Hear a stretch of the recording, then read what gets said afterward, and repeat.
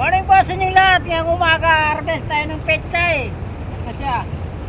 Kaya harvestin natin to. Pero may kasama pa to siya eh. Pakita ko sa inyo. Na-harvest ko ng nauna doon banda. Na-harvest ko na ito ng tinira ko. Tatapos na to eh.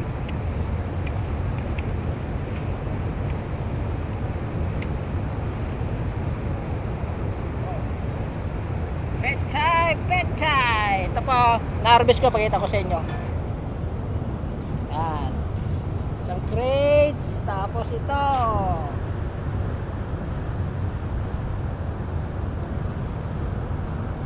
Yan, ito. Tinghilera to. Yan, na-harvest ko, tapos itong side, kabila. Yan siya, lahat.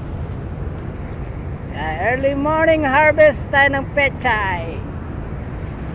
Yan po.